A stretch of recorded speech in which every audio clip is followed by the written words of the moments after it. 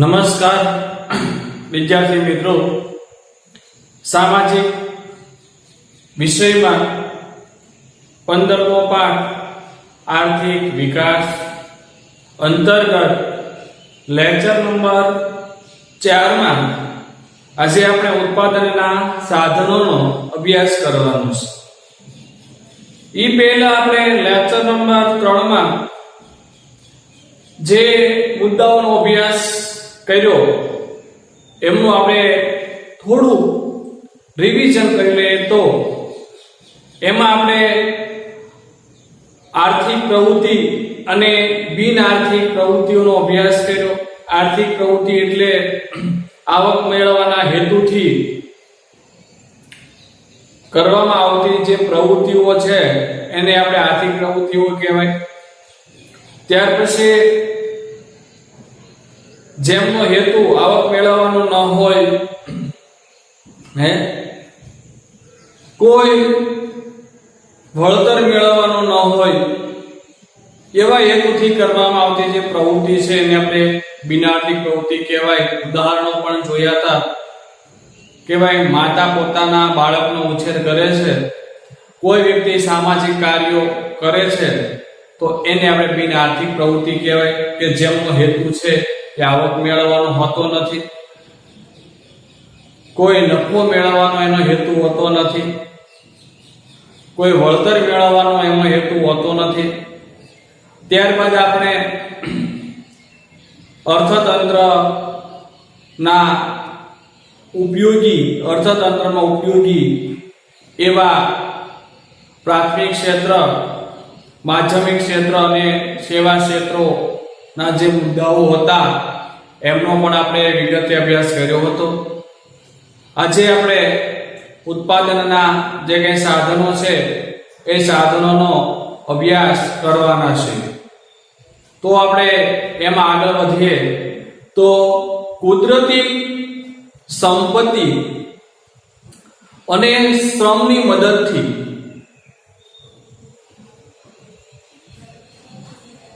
ચીજવસ્તુઓ અને સેવાનું ઉત્પાદન કરવામાં આવે છે। તો આપણે મુદ્દો લખીએ તો કુદરતી સંપત્તિ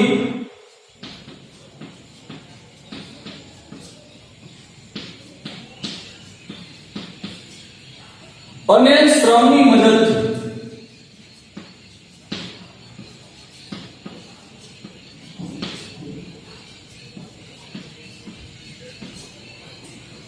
ચીજવસ્તુઓ અને સેવાનું ઉત્પાદન કરવામાં આવે છે।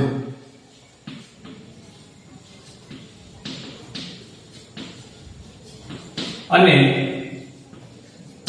સેવાનું ઉત્પાદન કરવામાં આવે છે।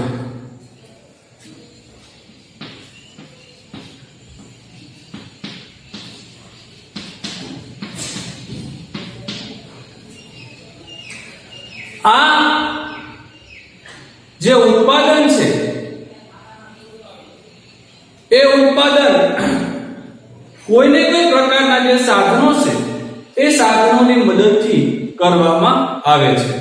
તો એમ કહી શકાય કે ભાઈ આ ઉત્પાદન કરવા માટે અનેકવિધ જે સાધનો છે એ સાધનોનો ઉપયોગ થાય છે। તો ઉત્પાદન કરવા માટે વિદ્યાર્થી મિત્રો અનેક એવા સાધનો છે એ સાધનોનો ઉપયોગ થાય છે। માત્ર કોઈ એક સાધનની મદદથી ઉત્પાદન થતું નથી। ઉત્પાદન કરવા માટે અનેકવિધ સાધનોનો જે ઉપયોગ છે એ કરવામાં આવે છે।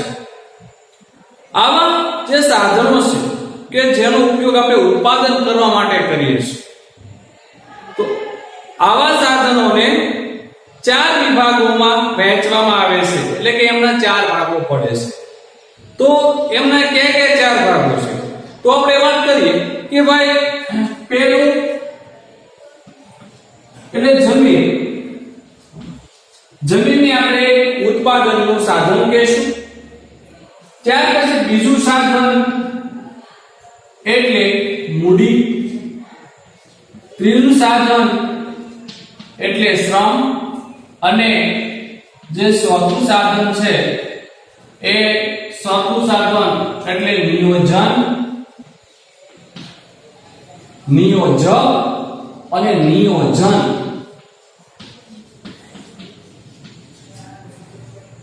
આ ચાર સાધનો ઉત્પાદન કરવા માટે જરૂરી છે. યાદ રાખજો કે ઉત્પાદનના કયા ચાર સાધનો છે? તો જમીન, મૂડી, શ્રમ અને નિયોજક અથવા નિયોજન.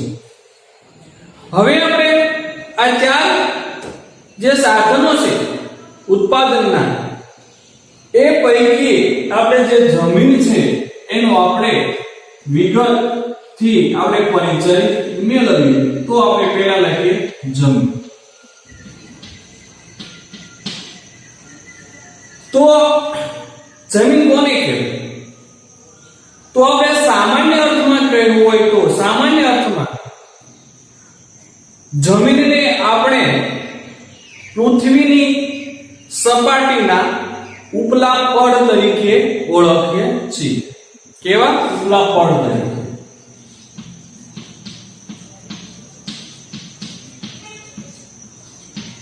સામાન્ય અર્થમાં જમીનને આપણે પૃથ્વીની સપાટીનું ઉપલું પડ એને આપણે જમીન કહીએ છીએ. પણ અર્થશાસ્ત્રની પરિભાષામાં જમીનનો કંઈક જુદો અર્થ છે. તો આપણે જોઈએ તો અર્થ જે શાસ્ત્ર છે, અર્થશાસ્ત્રની પરિભાષામાં જમીન એટલે કોઈ પણ પ્રકારના કુદરતી સાધન અથવા કુદરતી સંપત્તિ એટલે જમીન. તો અર્થશાસ્ત્રની દ્રષ્ટિએ આપણે વાત કરીએ તો અર્થશાસ્ત્રની પરિભાષામાં વાત કરીએ તો જમીન એટલે કુદરતી સંપત્તિ.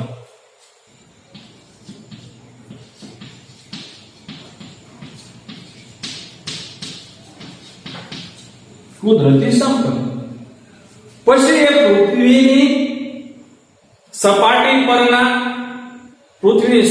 પરની સંપત્તિ હોય કે પૃથ્વીના પેટાળની અંદર રહેલી જે સંપત્તિ છે તે હોય, પણ એનો સમાવેશ છે એ જમીનમાં થાય છે.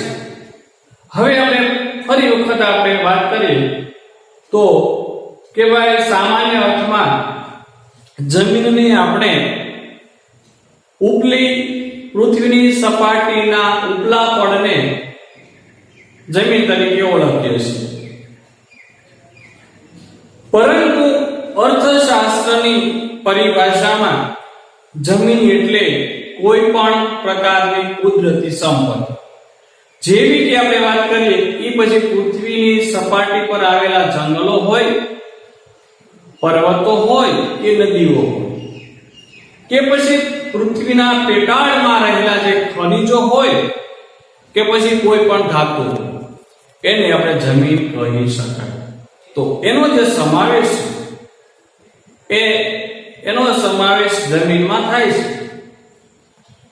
તો પૃથ્વીની સપાટી પર રહેલા પર્વતો, પછી નદી, જંગલો કે પછી પૃથ્વીના પેટાળમાં રહેલા ખનિજો અને ધાતુઓનો જે સમાવેશ છે એ સમાવેશ જમીનમાં થાય છે.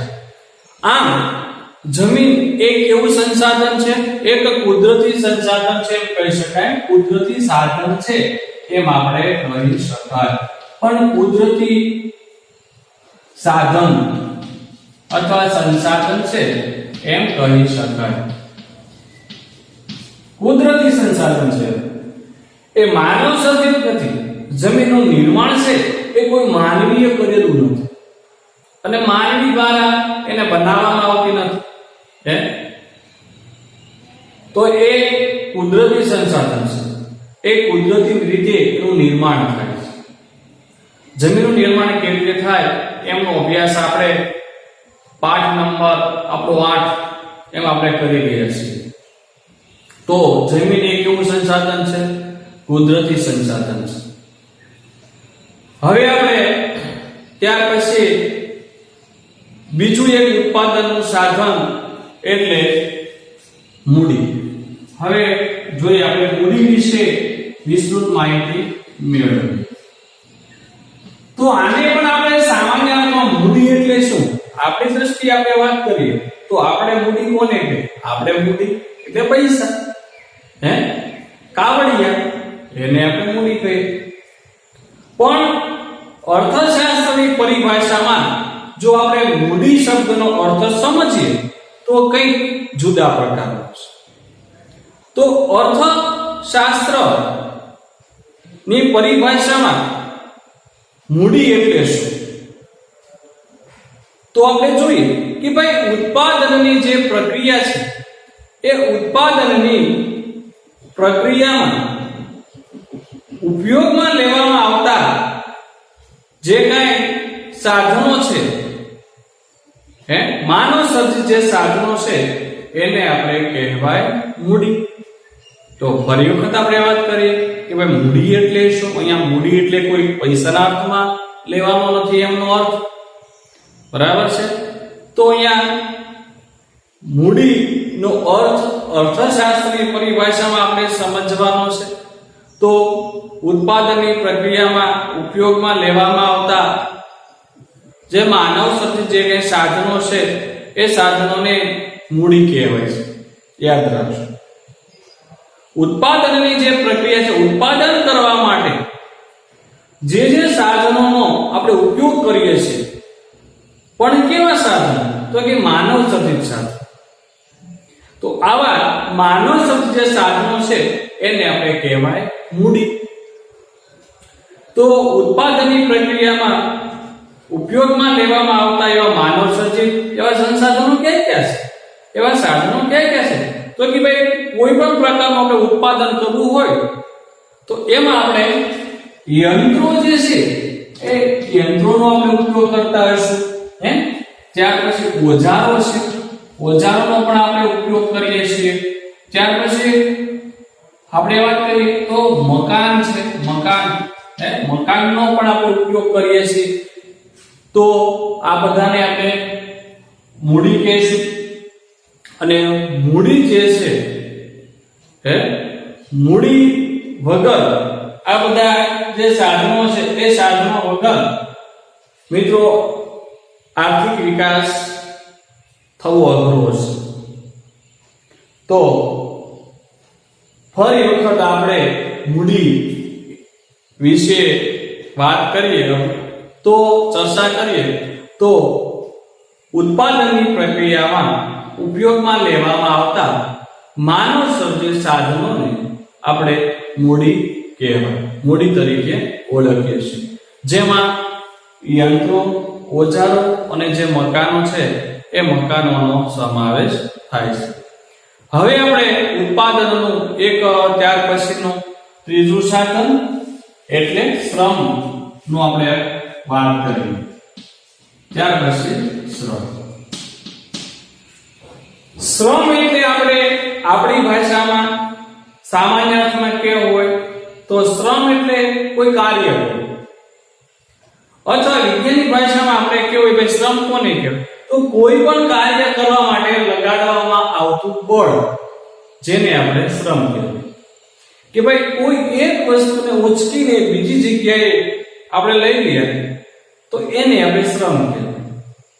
પણ આપણે અર્થશાસ્ત્રની ભાષામાં જે શ્રમ છે એનો અર્થ આપણે સમજવાનો છે. તો આપણે જોઈએ કે ભાઈ શ્રમ એટલે શું? તો ભૌતિક જે વળતર છે એ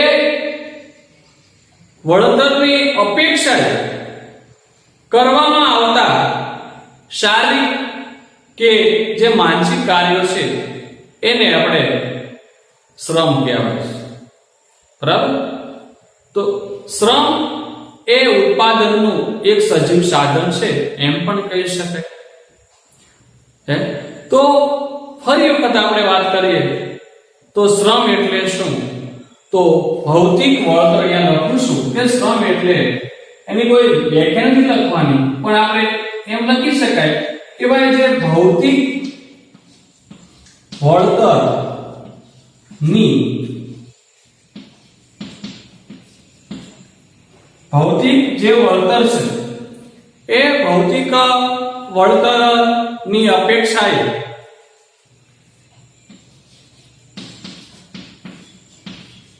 કરવામાં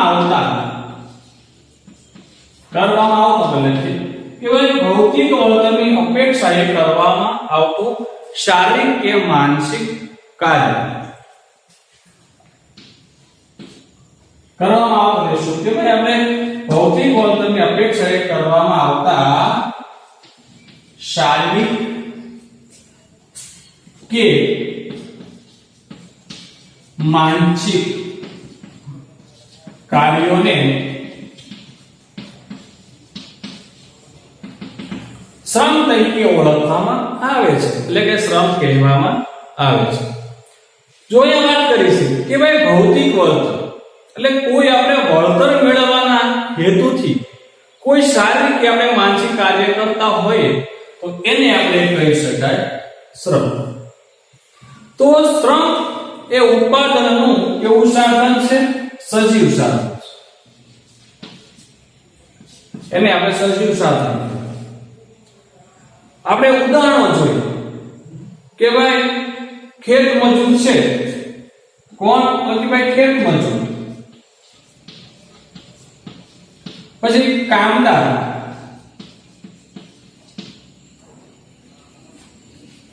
પછી શિક્ષક, ડોક્ટર,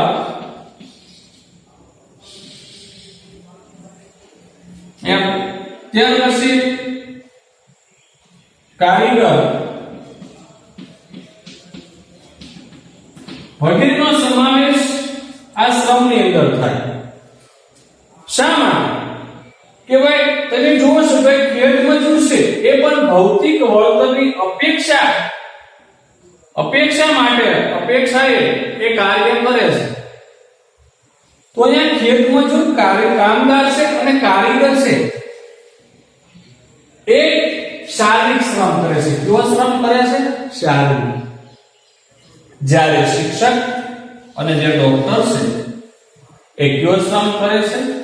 માનસિક શ્રમ કરે છે એમ કહી શકાય. તો શિક્ષક અને જે ડોક્ટર જે કાર્યો કરે છે એને આપણે માનસિક કહેવાય. એ માનસિક કાર્યો કરે છે એવું કહી શકાય. તો માનસિક કાર્ય હોય કે ભાઈ શારીરિક કાર્ય હોય એને કહેવાય શ્રમ. પણ શા માટે શ્રમ કરે છે? તો કે ભૌતિક વળતર મેળવવા માટે. ખેત મજૂર છે એ એને વળતર મેળવવા માટે, વળતર એટલે કે કોઈ નફો મેળવવા માટે, કોઈ પૈસા મેળવવા માટે કોઈ શારીરિક કે માનસિક કાર્ય કરતા હોય એને કહેવાય શ્રમ. શ્રમ એ કેવું સાધન છે ઉત્પાદનનું? તો કે સજીવ સાધન છે. શ્રમની અંદર ખેત મજૂર, કામદાર, શિક્ષક, ડોક્ટર અને કારીગરનો સમાવેશ થાય છે. અહીંયા ખેત મજૂર છે, કામદાર છે, કારીગર છે એ શારીરિક શ્રમ કરે છે એમ કહી શકાય. જ્યારે ડોક્ટર છે, કોઈ વકીલ છે, કોઈ શિક્ષક છે એ માનસિક શ્રમ કરે છે. ત્યાર પછી હવે આપણે ઉત્પાદનનું છેલ્લું સાધન એટલે નિયોજક અને નિયોજક. અહીંયા આપણને આ બંને શબ્દો એક સમાન લાગે છે, પરંતુ બંનેના અર્થમાં થોડો તફાવત છે. તો હવે આપણે એની ચર્ચા કરીએ કે ભાઈ ઉત્પાદનના જે સાધનો છે એ સાધનોમાં આપણે ચોથું સાધન જે નિયોજક અથવા નિયોજક.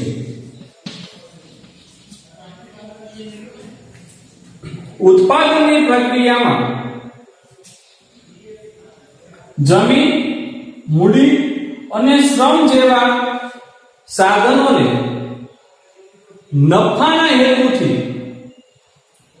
નફાના હેતુથી કુશળતાપૂર્વક સંયોજન કરનાર વ્યક્તિને આપણે નિયોજક કહેવાય. તો અહીં આપણે હું લખું છું કે ભાઈ ઉત્પાદનની પ્રક્રિયામાં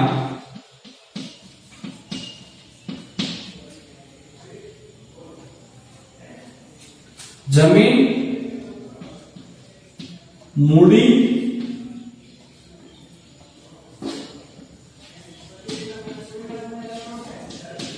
શ્રમ જેવા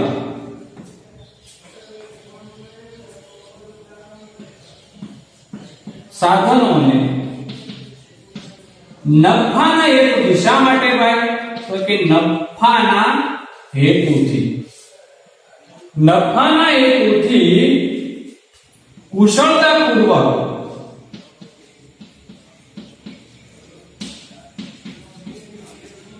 સંયોજન કરનાર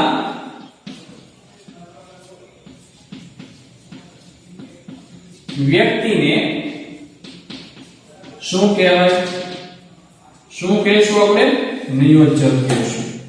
તો ઉત્પાદનની જે પ્રક્રિયામાં ખાસ કરીને જમીન, મૂડી અને શ્રમ, આ ત્રણેય સાધનો નફાના હેતુથી કુશળતાપૂર્વક સંયોજન કરનાર જે વ્યક્તિ છે એને આપણે શું કહેશું? તો કે ભાઈ નિયોજક કહેશું.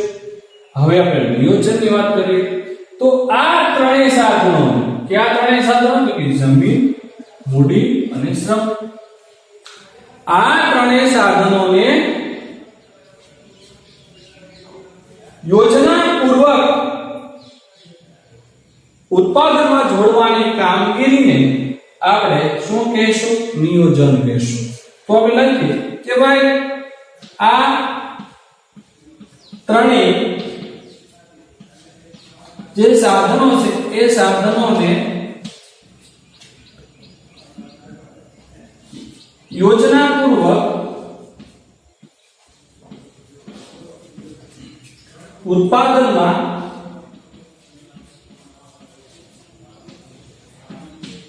જોડવાની કામગીરી